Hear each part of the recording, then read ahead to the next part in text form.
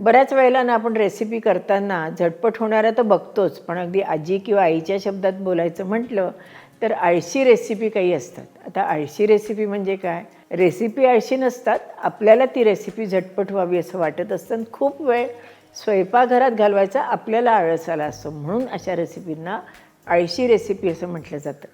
अशीच एक झटपट होणारी सगळ्यांची आवडीची आळशी रेसिपी म्हणजेच डाळ कांदा आपण बघणार आहोत. चला आता स्वयंपाकघरात जाऊयात आणि डाळ कांदा कसा करायचा ते बघूयात. येत आहे?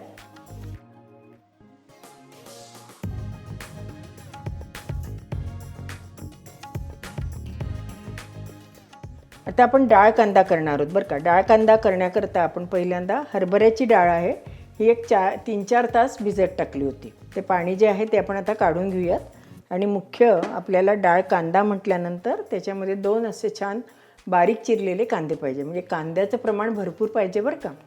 आता प्रथम करायला अगदी सोपी आणि चविष्ट आहे. मुख्य म्हणजे काय, कामावर जाताना आपण छानपैकी डाळ भिजत घालायची, कांदा चिरून ठेवलेला असेल तरी चालतो आणि पटकन आल्यावर आपण डाळ कांदा फोडणीला टाकायचा, झटकीपट होते. तेल तापलं की त्याच्यात आपण मोहरी घालून घेऊयात. त्याच्यात आपण थोडेसे लसूण घालूयात. जे घरातलं आपलं साहित्य असतं ना त्याच्यातच डाळ कांदा अतिशय छान होतो. लसूण आपला थोडासा लालसर झाला, आता आपण त्याच्यात कांदा घालूया. साधारण आपण 1.5 वाटी जर डाळ भिजवलेली असेल तर आपल्याला अंदाजे 1 वाटी तरी आपल्याला कांदा पाहिजे. कांदा आपण थोडासा रंग बदलूस्तोवर परतून घ्यायचा.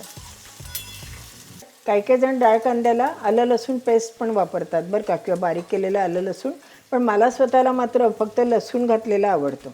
आता ह्याच्यात आपण थोडीशी हळद, थोडा हिंग, जिरे ते आपण फोडणीत घातले नाही आहेत बरं का, काश्मीरी लाल तिखट, कारण डाळीला छान रंग आला पाहिजे की नाही आपल्या.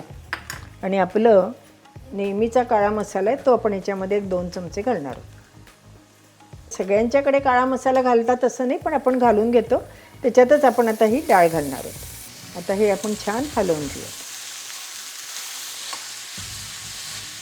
या मसाल्यामध्ये आपण 1 मिनिटभर डाळ परतून घेऊयात, म्हणजे डाळीला छान स्वाद लागेल. आणि एकीकडे आपण पाणी गरम करायला ठेवलं आहे. काही जण या डाळीमध्ये गरम मसालासुद्धा घालतात बरं का, पण मला आपल्या नेहमीचा जो गोडा मसाला असतो ना, काळा मसाला, त्याची चव जास्त आवडते म्हणून मी काळा मसाला घातला. आता हे छान परतून घेऊयात आणि त्याच्यामध्ये चवीपुरतं आपण मीठ घालून घेऊ. साधारण लहान 1/4 चमचा मी मीठ घातलं. या डाळीमध्ये भिजवलेले आपले दाणे असतात की नाही, तेही थोडेसे घातले तरी छान लागतात बरं का.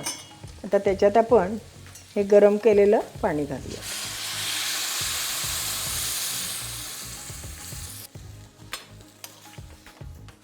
डाळ बुडेल एवढं आपण पाणी घातलं आहे, म्हणजे एवढ्या पाण्यामध्ये आपली डाळ शिजली जाईल. खरं म्हणजे ती भिजलेलीच आहे बरं का, त्यामुळे लवकर शिजली जाणार आहे. पण तरीसुद्धा आपल्याला आणखीन चांगली शिजण्याकरता आपल्याला थोडंसं पाणी घालावं लागलं.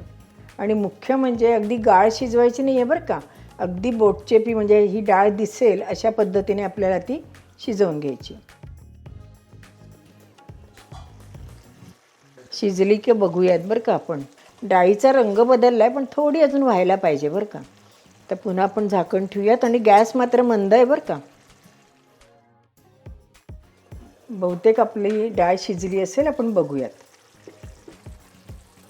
आपली डाळ शिजली गेली आहे आणि आपल्याला इतपतच शिजवायची आहे बरं का. आता याच्यावर आपण कोथिंबीर घालून घेऊयात, म्हणजे आपली डाळ तयार झाली. आणि अशी गरम गरम डाळ बरोबर भाकरी आणि मुठीने फोडलेला कांदा आणि ठेचा असेल तर मग काय विचारूच नका. असा आपला झटपट डाळ कांदा तयार आहे.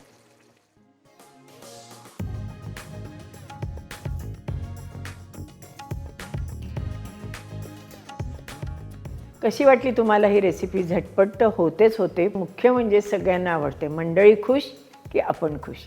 अशाच छान छान रेसिपी बघण्याकरता अनुराधा चॅनलला लाईक करा, शेअर करा आणि सबस्क्राईब करा. आणि हो, बेल आयकॉन दाबायला विसरू नका, कारण आपण आपल्या अनुराधा चॅनलवर वेगवेगळ्या रेसिपी सांगत असतो. म्हणजे अनेक रेसिपी आपण नेहमीच करत असतो, पण त्यापेक्षा जरा हटके रेसिपी म्हणजेच अनुराधा चॅनल. धन्यवाद.